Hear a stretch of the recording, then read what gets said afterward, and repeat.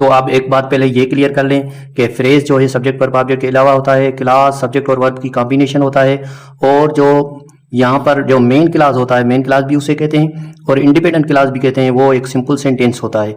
तो सेंटेंस के different type होते हैं, तो सेंटेंस डिफरेंट चीज़ है, क्लास डिफरेंट है और फ्रेज अलग है। तो हमने ये भी लिखा था क्लास में कि क्लास जो है सेंटेंस का एक पार्ट होता है। तो अब हम सेंटेंस पढ़ रहे हैं। सेंटेंस क्या है? An arranged group of words that give us complete sense is called sentence. यानी कि सेंटेंस में दो चीज़ें बहुत अहम है, एक तो एन अरेंज्ड ग्रुप हो और दूसरा कंप्लीट सेंस दे। यानी कि ये दो चीज़ें होंगी तब सेंटेंस होगा। तो ये हमें ज़हन में रखने हैं कि सेंटेंस की पहले तो तरतीब हो और दूसरा वो सेंस दे हमें। सेंस तो आप साइंस में भी पढ़े होंगे, तो किस तरह से सेंस निकलता है। आते हैं सेंटेंस को तीन कैटेगरीज हम कह सकते हैं, उनमें डिस्ट्रीब्यूट किया गया है। पार्ट्स में सेंटेंस की तीन चीज़ें आती हैं, सब्जेक्ट, वर्ब, ऑब्जेक्ट। और शेप्स में भी तीन चीज़ें आती हैं, positive, negative, interrogative. Positive, negative and interrogative, यहाँ पर भी तीन चीज़ें आती हैं। और इस टाइप्स में भी तीन चीज़ें आती हैं, सिंपल, कंपाउंड, कॉम्प्लेक्स। और किसी किसी बुक्स में रन ऑन भी सेंटेंस लिखा हुआ है, लेकिन ये ज़्यादा नहीं चलते कि टाइप्स अलग हैं, पार्ट्स अलग हैं और शेप्स अलग हैं। पार्ट्स हमें उसके सेंटेंस को हम पार्ट्स कहते हैं जो SVO हो, यानी सब्जेक्ट वर्ब ऑब्जेक्ट, यानी कि जो एक साथ मिलकर एक सेंटेंस बनाए उसे हम पार्ट्स कहते हैं। ये एक साथ मिलेंगे, ये जैसे आई राइट अ लेटर, यहाँ पर आप देखें आई सब्जेक्ट है, राइट वर्ब है, अ लेटर ऑब्जेक्ट है। जब तीनों ने ज्वाइन किया तब एक सेंटेंस बना। यानी कि पार्ट उसे कहते हैं जो दो तीन चीज़ें कोई भी एक साथ मिलकर एक चीज़ बनाए उसे, ठीक है। तो सेंटेंस के शेप्स किस तरह होंगे? पहला शेप्स होगा पॉजिटिव, जैसे मैं लिख रहा हूँ आई राइट अ लेटर, ये जो है पॉजिटिव शेप्स है। क्यों? पॉजिटिव की मीनिंग है हाँ वाली, हाकारी, ठीक है, जिसमें हाँ हो, यानी कि ये फुल स्टॉप पर एंड होता है।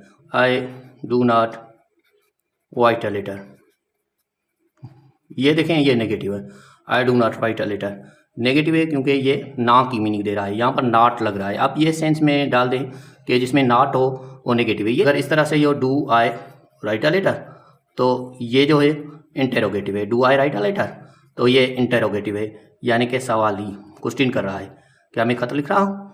तो इस तरह से होता है, ठीक है। तो आपके सेंटेंस के टाइप्स के बाबत है, ये अहम टॉपिक्स है। तो टाइप्स ऑफ सेंटेंस कितने हैं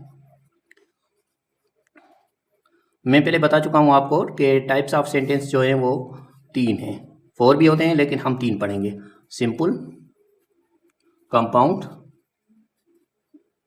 कॉम्प्लेक्स। सिंपल हम उस सेंटेंस को कहते हैं जिसमें सब्जेक्ट वर्ब ऑब्जेक्ट हो, जैसे यानी कि सब्जेक्ट वर्ब भी हो सकता है, सब्जेक्ट वर्ब ऑब्जेक्ट भी हो सकता है। सब्जेक्ट का तो आपको पता होगा जो काम करने वाला हो, कर रहा हो, वर्ब वो होगा जो काम होगा, ऑब्जेक्ट वो होगा जिस पर काम का असर पड़ रहा हो। तो ये चीज़ें आपको आती होंगी, बहुत ही बेसिक हैं। तो मैं लिख रहा हूँ यहाँ पर जैसे आई राइट, ये सब्जेक्ट है, ये वर्ब है, ये जो सेंटेंस है ये सिंपल सेंटेंस है, ठीक है। अगर मैं ये लिखूँ आई राइट अ लेटर, तो ये सेंटेंस भी जो होगा वो भी सिंपल सेंटेंस होगा। इसमें ये सब्जेक्ट हुआ, ये वर्ब हुआ और ये ऑब्जेक्ट हुआ, यानी कि सिर्फ only on subject verb object हो तो वो सिंपल सेंटेंस होता है। अब हम कंपाउंड सेंटेंस को समझेंगे। कंपाउंड क्या आ जाता है? दो चीज़ों को कंपाउंड हम कहते हैं ना कि ये जो रूम है इसके साथ कंपाउंड जो है वो बाथरूम है, यानी अटैच है, तो दो चीज़ें होती हैं। और कॉम्प्लेक्स कहा जाता है जो बहुत ज़्यादा हो, दो से ज़्यादा हो। तो इससे भी आपका अंदाज़ा हो सकता है कि कंपाउंड सेंटेंस कौन से होते हैं और कॉम्प्लेक्स कौन से होते हैं। लेकिन मैं आपको एक एक एग्जांपल लिखकर ये समझा रहा हूँ कि कंपाउंड और कॉम्प्लेक्स में क्या फ़र्क है और किस तरह से होते हैं। जैसे he is a king and she is a queen, यहाँ पर देखें ये सब्जेक्ट, ये वर्ब और ये ऑब्जेक्ट, ये सब्जेक्ट, ये वर्ब और ये ऑब्जेक्ट, यानी कि दो कंप्लीट सेंस हैं, दो कंप्लीट सेंटेंस हो जिसमें, तो उसे कंपाउंड कहते हैं। और दोनों में सब्जेक्ट अलग यूज़ हो रहा है, he is a king and she is a queen. इस चीज़ है इसमें दो वर्ब यूज़ होते हैं, लेकिन ये जो है यहाँ पर कोई ऐसा सब्जेक्ट यूज़ नहीं हो रहा। ऑल सब्जेक्ट है, इस वर्ब है, वेल ऑब्जेक्ट है, डेट जो है कनेक्टर है, एंड्स जो है सब्जेक्ट है और वेल ऑब्जेक्ट, एंड्स वर्ब है और वेल ऑब्जेक्ट है।